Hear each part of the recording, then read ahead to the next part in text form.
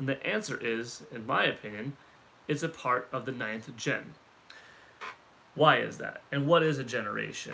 Well, a generation in video game terminology typically represents a time frame and a level of power increase per ecosystem of systems. So, for instance, you have the fifth generation of platforms. Usually, people consider that to be Nintendo 64, PlayStation, Sega Saturn. The fourth generation, Super Nintendo, Sega Genesis. The third generation, NES, Sega Master System. And then you're getting earlier on in terms of things like Atari 2600, ColecoVision, Magnavox Odyssey, and so forth. So, the reason why this comes up often with Nintendo Switch is it's widely accepted that the 3DS, which came out in February of 2011, started off the 8th generation of video gaming. And it was followed by PS Vita and Wii U, which came out in November 2012. And then finally, PlayStation 4 and Xbox One in November of 2013, right? That makes sense. So overall, you have this 2-year, 9-month gap, right?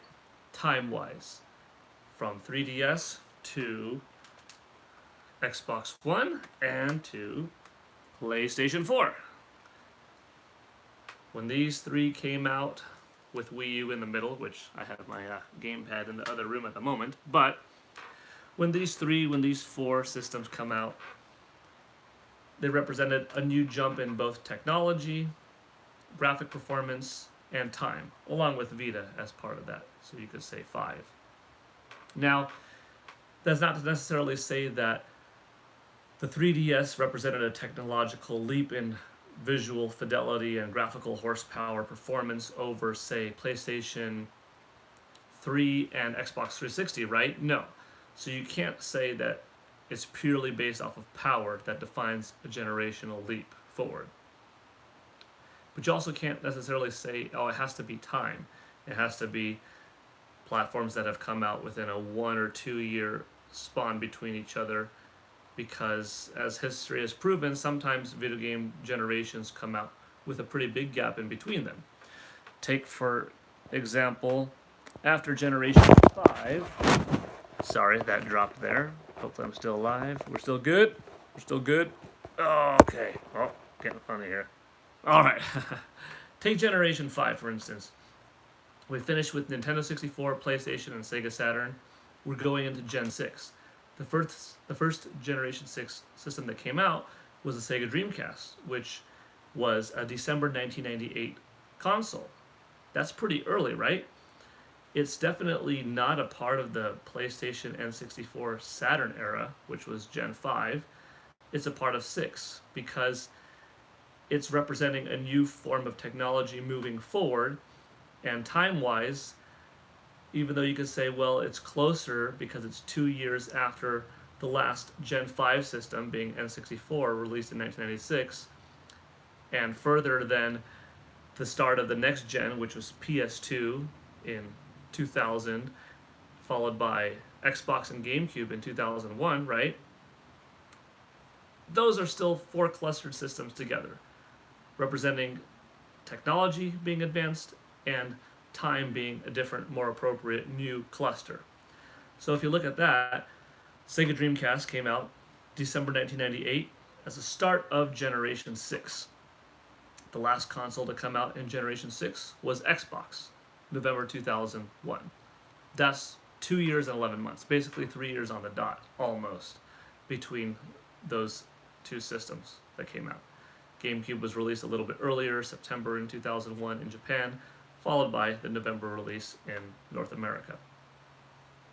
But that's pretty understandable, right? So now we've kind of eliminated that, it's not necessarily a graphics only thing, a horsepower only thing. It's not necessarily a time thing of what comes out closer to something else, because it doesn't work that way. Console manufacturers have different things in mind of when they want to release their systems. Sometimes they sync up pretty evenly in terms of time and power, but not all the times. So, okay, that's understandable, right? Nobody really argues with that. Going into Generation 7, You've got the DS, okay, PSP, you have the Xbox 360, and then a year later in 2006 you have the almost simultaneous launch of Nintendo's Wii and the PlayStation 3, right? Okay, that's generally considered Gen 7. No arguments there. Wii came out at the same time as PS3. Xbox 360 was a year before. All of those pieces of hardware represented a good technological advancement over their predecessors. You know, PS3 over PS2, Xbox 360 over Xbox. Wii was a little bit different because, yes, it was more powerful than a GameCube, but that wasn't its main focus. Its main focus was a different shift in technology, and that was motion controls. But that still is something that's a pioneering shift forward in the evolution of the video game industry, because the video games aren't just about graphics. It could be controls, rumble technology, analog sticks, button formations, a new form of medium being used to propel the industry going forward, 3D technology, and so forth, hard drive usage, internet usage, high-speed internet usage. There's a lot to it. Dual screen gaming, touch gaming. So it's not just a raw horsepower, raw numbers thing that defines what's a generation, nor is it necessarily time. Okay, moving forward. 8th gen. 8th gen, most people do acknowledge that this guy, the Nintendo 3DS, the original one that came out February of 2011, is the start of Generation 8, the first Gen 8 system, okay? Then we have the Wii U that came out November 2012, and Xbox One and PlayStation 4 that came out in November 2013. So there you have a 2-year, 9-month gap between 3DS and PlayStation 4 and Xbox One, with the Wii U that came out right in between. And you also had the PS Vita mixed in the earlier side of those things. But that's Generation 8. Now, like I said earlier, console manufacturers don't necessarily always line up things with each other, right? You had Xbox 360 came out a year before PS3, and the DS before that. But then you have the Wii and the PS3 at the same time. So it's not a new generation just because it's, you know, a year younger, a year newer than Xbox. No, it's still part of that Xbox 360 gen, Wii, PlayStation 3 generation, if that makes sense. Xbox happened to last longer this time, lasting 8 years. And that's what it came out in 2013, which fit up nicely with PlayStation's 4th console. Nintendo had a little bit different of a situation where the Wii U came out in 2012, between the 3DS and the other two systems from Microsoft and Sony. But they're all part of Gen 8. So then what happened? Why are we so confused? Well, there are a couple of things that got people into a bit of a frenzy of what happens, because now we're getting stuff like the new 3DS. 3DS came out February 2011. New 3DS came out September 2015.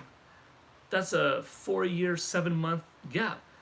Well, if you look at the numbers that I told you earlier, like Dreamcast, Xbox, well, that's 3 years. Some of these other platforms, a couple of years. Well, this is 4.5 years. So does that mean that the new 3DS is the start of Generation 9? No. Because in my opinion, when a system is just an evolved version of its original model, that doesn't constitute it being a part of a new generation, even if it did come later. Because by this time, when the Nintendo 3DS came out, you already had the Xbox One and the PlayStation 4 on the market. So this is still a part of this generation. And then you come out with PlayStation 4 Pro.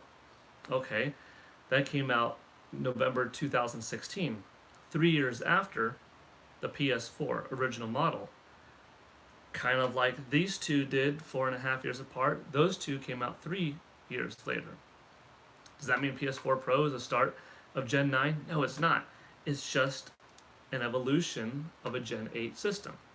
Okay? So, the difference between these two, PS4 and PS4 Pro, is like the difference between these two, 3DS and new 3DS, right? Okay. So then, what happens when you have Xbox, also November 2013, then the Xbox One S, August 2016, okay, 2 years, 9 months later or so, and then the Xbox One X, not the S, but the X, a full 4 years after the Xbox One's original model. Is this a part of the 9th gen? Is it a start? No, it's not. It's still an evolution of a current platform that came out in that generation, in Generation 8. But the power was significant enough that some could call it a new system, right? Time-wise, it came out 4 years after the original Xbox One model. Well, that 4 years, see, this is where things get confusing. 4 years is the amount of time that it took to go from Xbox to Xbox 360. You see, Xbox 360 lasted 8 years. That went from November 2005 to November 2013. That was a long generation for that console. 8 years on the market. But the original Xbox only had 4. So in some ways you could say, well, the difference in Xbox One to Xbox One X being 4 years, well, that's a new generation. But it's not. It doesn't count like that.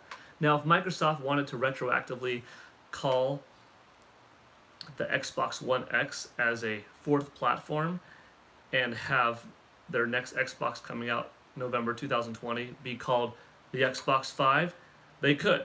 Xbox, Xbox 360, Xbox One, Xbox One X, Xbox 5. And then they would have an even way of having a naming battle with Sony so that it wouldn't be inferior in the minds of the mass market. You could have PlayStation 5, Xbox 5. Microsoft could even come up with some type of 5-pillar thing where, it has, streaming media, movies, it has video games from the Xbox and the Xbox 360 and your Xbox One games or something like that. You know what I mean? It could play Xbox X games, Xbox One, Xbox 360, Xbox, and all other entertainment. So it's the Xbox 5. Come up with a clever marketing campaign as to why. And maybe they would make it different than PlayStation. Instead of a numbered thing, Xbox FIVE. So then they would have a way of going forward and having Xbox 6, Xbox 7, or just come up with a numbered plan. But, whether they wanted to be clever with that or not, that's their thing. They could retroactively call their own Xbox One X a second system if they wanted it, so that they could make it 4 to make the Xbox codename Scarlet indeed Xbox 5. And it would make sense, and it's fine. But that doesn't make the Xbox One X a next generation, Generation 9 system.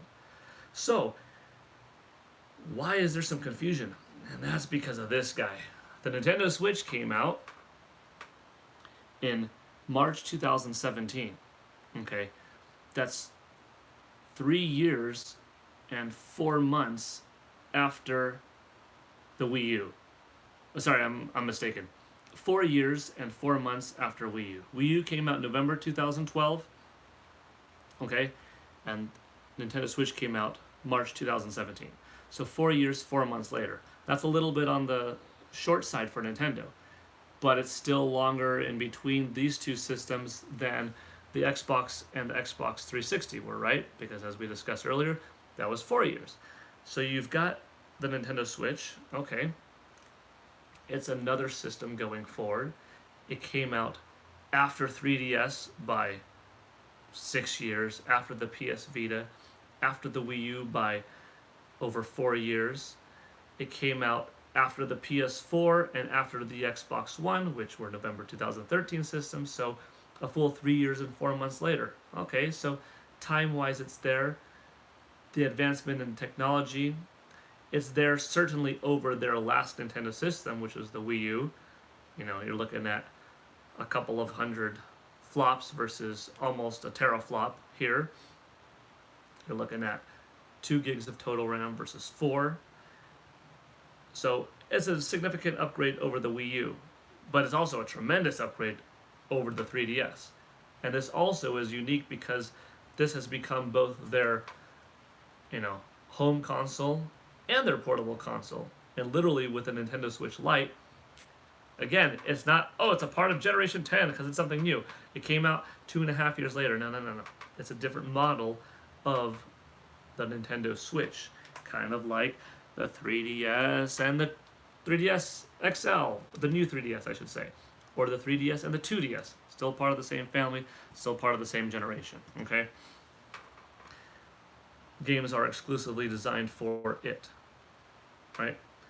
There are only a couple of titles that take, full-on mandatory functionality of the new 3DS that the 3DS didn't have, but doesn't make the new 3DS a new system, a new part of the new generation.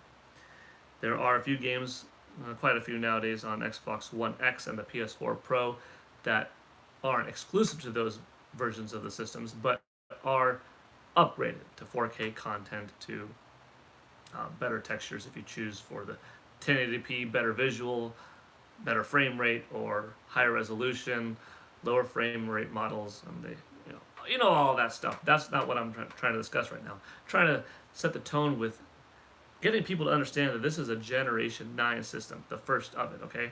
So, what's the confusion then, right? This came out after PS4 Pro, okay. So is this Generation 9? Good. And then people will say, but Xbox One X came out even after this, and it's more powerful than the Xbox One. Some would say it's a bigger jump in technology from Xbox One than this was over the Wii U. So that's where people try to say, well, this is a part of the Generation 8. This is like 3DS, Wii U, and Nintendo Switch as part of Gen 8, because PlayStation 4 and PlayStation 4 Pro are part of Gen 8. Xbox One, Xbox One S, and Xbox One X are part of Gen 8, especially with Xbox One X coming out November 2017, right? A full 8 months after the Nintendo Switch came out. But the thing is, this is known to be an upgrade over the original model. This is not an upgrade over the Wii U. You could say that, yeah, every system is an upgrade over its predecessor in some way. The Super Nintendo was an upgrade over the NES. The PlayStation 2 was an upgrade over the PlayStation, and so forth. But that's not the way it works. So, going forward, Xbox One X, PlayStation 4 Pro, they're mid-generational jumps, but not too dissimilar from the new 3DS. And for that matter, we've always had different redesigns and platforms. We had the PlayStation and the PlayStation 1, remember, with the ONE on it. It was smaller. We had NES and Sega Genesis, SNES even, have different models of the system that came out. We had a Pikachu Nintendo 64. So whether there were cosmetic or slight upgrades, or even significant upgrades, they're not representative of next generations. We've had PlayStation 3 come out, the original one and the Slim. We had PS2 and the Slim. We had Xbox 360, the gray one with the silver on the front if you had the 10 gigabyte hard drive version. And then we had the Xbox One, or Xbox 360 Slim, which was black after the Red Ring fiasco. So, okay. Nintendo Switch is the first system of Gen 9, people. Alright? I mean, you could still argue that I'm wrong, but I'm trying to lay things out from as an objective standpoint as I can, looking at things like graphical fidelity increased, what it brought to the industry increased, because you could say that, yeah, how is this Generation 9 when, its version of Doom doesn't look as good as the Xbox One version of Doom, right? But like I said, it's not just time and it's not just graphics that define a generation. Those things do help. They do help cluster the evolution, but it's also an evolution in video gaming in general because video gaming is so much bigger than just graphics. We look at things like wireless technology, HD Rumble, the ability to dock the system and have it on TV and completely take it on the go. You know, the ability to be able to play games once again from a cartridge and not have to take up space necessarily on your system. Unlike PlayStation 4 and Xbox One, whether you get the game digitally or buy the disc, you still have to upload it. So there are some technological advancements that the Nintendo Switch does over PS4 and Xbox One. Different medium, different storage format, all of that, I get it. But it's still an evolution. Like I said, HD Rumble, snap-off controllers, always having two available on the same unit. Those are some technologies forward. You could make an easier argument for most people saying it's the first 9th gen handheld, but you don't look at the 3DS and say, oh, this is the first 8th gen handheld. 8th gen didn't start until Wii U. No. 8th gen started with 3DS. Wii U was the first 8th gen console, but the 8th gen started with this guy right here. So if you want to say, oh, the Nintendo Switch isn't a true console, it's a portable. It doesn't matter. It's still the start of Gen 9. But the fact is, it is a console and it is a portable. So regardless, it's your first Gen 9 system. It's your first Gen 9 console. It's your first Gen 9 handheld. It's your first Gen 9 portable. Hybrid, I should say, okay? So, let's fast forward a little bit. Approximately November 2020 is when we're going to get the PlayStation 5 and the Xbox 5, right? At that point, it's a 3-year, 8-month gap between Nintendo Switch and those two systems. But they're all a part of Gen 9. Alright? They will be more powerful than Nintendo Switch. They will have some technological advancements forward. But they're probably not going to have the ability to play this on the go, play their games on the go, right? Unless if you do it from streaming and stuff, but that's a different story. And something else is coming out next year. The Amico, Intellivision Amico, by my good buddy Tommy Tallarico. That's coming out next year, 2020. Is it going to be as powerful as the Xbox One X? No. In fact, it will have come out 3 years after Xbox One X. But that doesn't make the Amico an 8th gen system. No, it falls into a new realm of technology. More modern parts, more sophistication in a different way, integrating a new way of play. Like we always get back to, oh, it's got to be a hardcore beast. It's got to be, the next representation in visual fidelity to define it as a generational leap forward. But it's not just graphics, it's what it does. If the Amico is successful in its sharing gameplay on the screen with its controllers, taking this experience, passing it around the room, and so forth, and it's its own unique thing, based on time, based on advancement forward in the overall industry, that thing is a part of Generation 9, okay? So hopefully you agree with me. And there are some people I see that they can't get their head wrapped around the time thing. They can't move past the power or the lack of power thing. And some people just say, I don't want my system to lose. And this exists because I see people out there that look at it from a sales perspective. And I love sales. I love data. I love it. I'm a numbers guy. I'm a math guy. I like facts. I like stats. I'm big on all of that. I invest in the stock market. Trust me, I love numbers, okay? So I get where you're coming from. But you have to be objective. And some people get a little bit sensitive saying, if they're a hardcore Xbox guy or a hardcore PlayStation guy, girl, person, they say, well, it's not fair that the Nintendo Switch is part of Generation 9 because it came out 3 years and 8 months before. So now when you look at the charts and it says Nintendo Switch is at 60 million units sold and PlayStation 5 is at 3 million and Xbox 5 is at 3 million, well, that's not fair because Nintendo Switch was out for 3 years and 8 months before my system of choice. So it shouldn't be counted.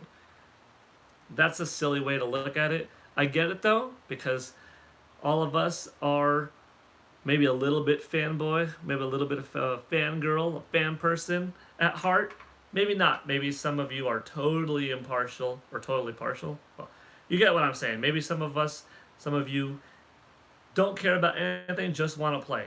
If you're watching this right now, you probably are a hardcore gamer because I've been talking about 26 minutes now trying to get you to understand where I'm coming from when it comes to what is considered a generation and how do I define that leap forward.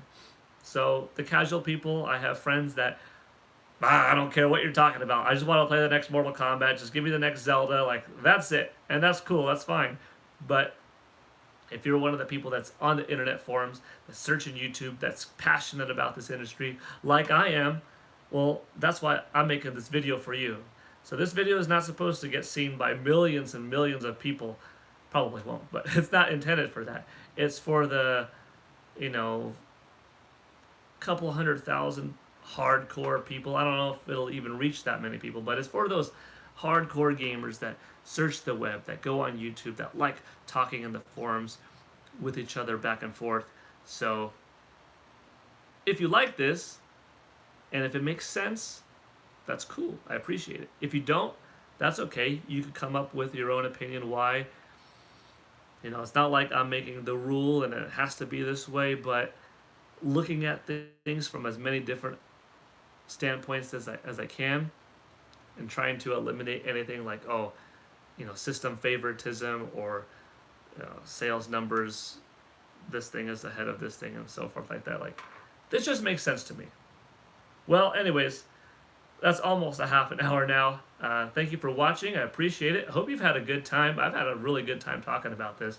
I love talking video games, and as often as I get a chance to, I appreciate it. Thank you for your valuable time. If you watch this while driving, hopefully you were listening and not driving, because I watch, or I should say, listen to podcasts and gamer talk all the time while I'm driving, but I listen, not watch. Anyways, be safe out there, everybody. Have a good one. Thank you for your moments. I look forward to hearing any thoughts in the comment section below. And this video will also be on my website, paulgalenetwork.com, in addition to YouTube. So, thank you. Paul Gale Network signing out. Have a good one. Bye.